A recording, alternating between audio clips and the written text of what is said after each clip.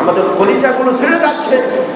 সেই 200-300 বছর আগের মসজিদগুলা তারা বোল্ডোজার দিয়ে ভেঙে দিচ্ছে। মুসলমানরা কান্নাকাটি করছে। তারা যখন রাস্তা নামছে, পুলিশ দিয়ে তাদেরকে ফিটিয়ে তাদেরকে ছত্রভঙ্গ করে দিচ্ছে। অথচ এই দেশে তো হাজার হাজার বছর ধরে বাস করছে হিন্দুরা, ঠিক কিনা বলেন? আমরা মুসলমান আমাদের জান মাল দিয়ে তাদেরকে নিরাপত্তা দিচ্ছি, আর আমার মুসলমান ভাইরা সেখানে সংখ্যালঘু তারা নিরাপত্তা পাচ্ছে না। এই জন্য আমরা ভারতের প্রেসিডেন্টদের কাছে বাংলাদেশের মুসলমানদের পক্ষ থেকে একটি দাবি, আমাদের মুসলমানদের তারা নিরাপত্তা দিতে হবে, ঠিক কিনা বলে?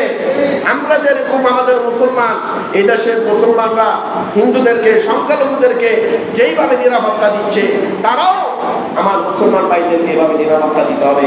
আমাদের মসজিদ, মাদ্রাসা, ঘর বাড়িগুলোকে তারা এইভাবে হেফাজত করতে হবে, ঠিক কিনা বলে? যদি দুঃসাহস দেখায়, গাজওয়াতুল হিন্দ হয়ে যাবে ইনশাআল্লাহ। গাজওয়াতুল হিন্দ, আল্লাহর হাবিব সাল্লাল্লাহু আলাইহি ওয়াসাল্লাম বলছেন, এক বিরাট লড়াই হবে, এক বিরাট যুদ্ধ হবে, আর এই লড়াই হবে মুসলমান এবং হিন্দুদের মধ্যে। কে বলেছে? আল্লাহর হাবিব সাল্লাল্লাহু আলাইহি ওয়াসাল্লাম বলছেন। 1400 বছর আগে ঘনাইতেছে, আস্তে আস্তে ঘনাইতেছে। কারণ এটা তারাই শুরু করে দিচ্ছে। কারণ তারা আমাদের ঘর বাড়ি, আমাদের মসজিদগুলো, আমাদের মাদ্রাসাগুলো তারা ধ্বংস করে দিচ্ছে। আমার মসজিদ, আমার মাদ্রাসা যদি তারা ধ্বংস করে দেয়, বলে ইমানদার মুমিন কি চুপ থাকতে পারে? যার ভিতরে ভিন্ন পরিমাণ ঈমান আছে, সে কখনো চুপ থাকতে পারবে না। কারণ কালকে আমাদের ময়দানে আল্লাহর কাজ করায় তাকে আসামি হয়ে দাঁড়িয়ে থাকতে হবে। আপনার ক্ষমতা হচ্ছে, আপনার আমার শক্তি হচ্ছে এখান থেকে প্রতিবাদ করা। কি করা? প্রতিবাদ করা, হুঙ্কার দেওয়া, যেন তারা সজাগ হয়ে যায়। তারা যেন আমাদের মুসলমানদের সম্পদ যেন তারা অন্যায়ভাবে তারা হ্রাস করতে না পারে, ঠিক কিনা বলে? আমাদের দেশে তো অল্প সম্পদ আছে, অল্প সম্পদ আছে না? আছে। এই যে যারা মসজিদ, মাদ্রাসায়, বিভিন্ন মসজিদে অনেক সম্পদ আছে, তো এগুলো ওয়াকফ মানে কি? ওয়াকফ মানে আল্লাহর জন্য। এই জিনিসটা আমরা আসলে বুঝি না। ওয়াকফ হচ্ছে কি? আল্লাহর জন্য। ওয়াকফ সম্পদ, কারণ আমি ওই 10 টাকায় মসজিদে দান করে দিয়েছি, এটা আল্লাহর ঘরে আপনি দান করে দিয়েছেন, এটাকে আপনি দ্বিতীয়বার ফিরে দিতে পারবেন? কোনো সুযোগ নাই। এই ওয়াকফ সম্পদটা হচ্ছে এরকম। আগের যুগে আমাদের বাপ দাদারা ওনারা ওয়াকফ করে দিয়েছেন যে আমি মসজিদের নামে 1 ঘন্টা দিচ্ছি, আমি মসজিদের নামে 5 ঘন্টা দিচ্ছি, আমি মসজিদের নামে 1 ডিসিম দিচ্ছি, এরকম দিছে না? আমাদের আশেপাশে অনেক মসজিদ আছে, দেখবেন অনেক সম্পদ, ওয়াকফ সম্পদ আছে। তো এই সম্পদটা হচ্ছে একমাত্র আল্লাহর জন্য। এটা কার? আল্লাহ। এই এক ওয়াকফ সম্পদ রক্ষণাবেক্ষণ করার জন্য আমাদের দেশে ওয়াকফ স্টেট আছে, আলাদা একটা ওয়াকফ স্টেট আছে। এটা ইসলামী ফাউন্ডেশনের মাধ্যমে এটা পরিচালিত হয়।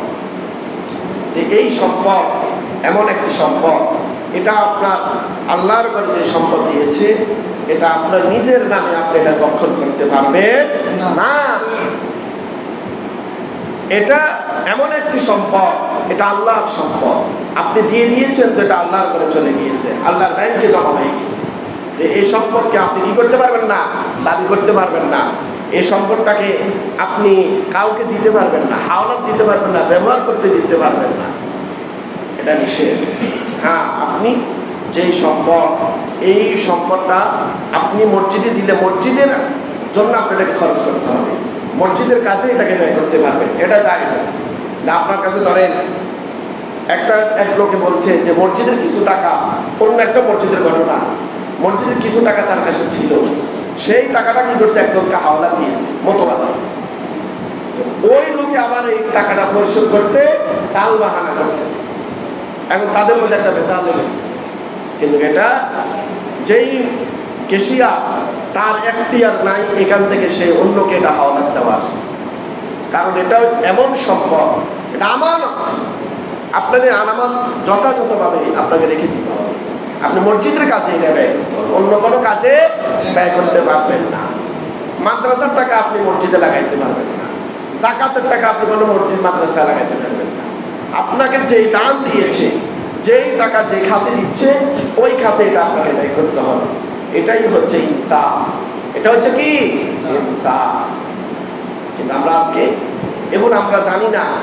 এজন্য আল্লাহ রাব্বুল আলামিন যেন আল্লাহ ঘরের সম্পদগুলোকে সুন্দরভাবে যেন আমরা যথাযথভাবে যেন আমরা ব্যয় করতে পারি, আমরা যেন আমানত যেন আমরা যেন রক্ষা করতে পারি, আল্লাহ যেন সেই তৌফিক আমাদের দান করেন। আমিন।